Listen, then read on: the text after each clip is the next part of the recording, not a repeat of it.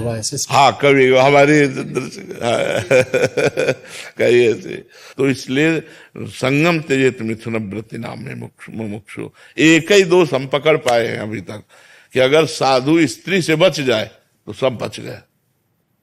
स्त्री से बचे, स्त्री संसर्ग से बच जाए तो बचा हुआ, चाहे जितना अरब रुपया आ जाए किसी भी गौशाला में दे दो, खत्म खेल। अभी तुम भिखारी के भिखारी हो, भिक्षुक हो। भगवान पूरे विश्व में कीर्ति है तो भगवान की है, वो कीर्तिमान भगवान है, गुरुदेव है, आचार्य है, वो हमारी कीर्ति नहीं उनकी कीर्ति है। लेकिन भोग हमारा हो जाएगा, ये संसर्ग हमारा हो जाएगा। इसलिए कंचन कामिनी कीर्ति तीन खाइयों में सबसे ज्यादा ये कामिनी वाला क्षेत्र हमें समझ में आया कि साधु को इससे बचना चाहिए। और आध्यात्मिकता और आदि भौतिकता बहुत संतप्त कर रहा है, फिर भी आपकी बात सुनते हुए धैर्य पकड़ते हुए अपनी भजन आगे बढ़ा रहे हैं महाराज जी। और अपने भक्तजनों के द्वारा माया की बहुत संतप्त कर रहे हो। मतलब आप जो बता रहे वही बात अपने जीवन में ऐसे हो रहा है महाराज जी। बस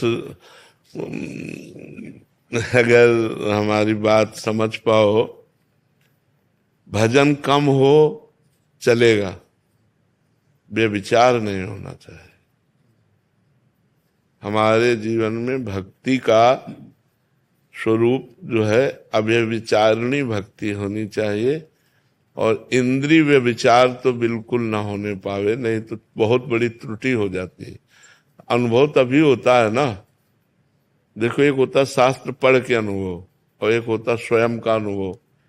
चाहे जितना भजन कर लो, अगर इंद्रिय जन्य व्यभिचार हुआ तो आपके जीवन में अंतराय पड़ जाएगा, भगवत अंतराय पड़ जाएगा।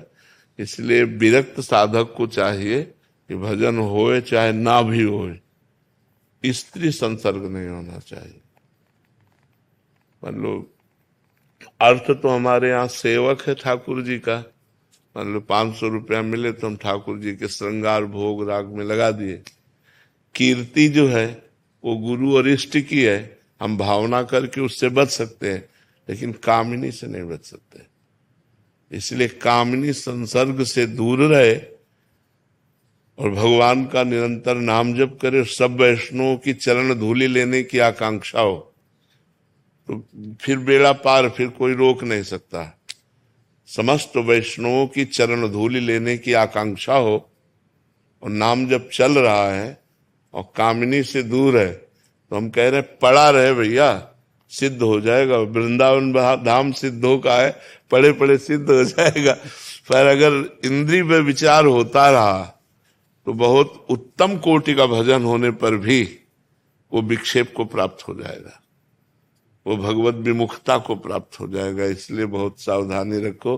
सब आप नए बच्चे हो और भगवत कृपा पात्र हो, बस इस संबंध से दूरी हो जाए, आजीवन कभी स्त्री संसर्ग ना हो, और पड़ा रहे तो सिद्ध हो जाएगा। ये धाम है ना, पड़ा रहे तो सिद्ध हो जाएगा। शरीर से संबंध नहीं रखना है। हाँ बस शरीर से संबंध। हाँ मन देखो, मन हमारा कुछ कर नहीं सकता। मन हमारा कह रहे घड़ी उठाओ, हम अपने हाथ ऐसे रखे, अब क्या कर लेगा?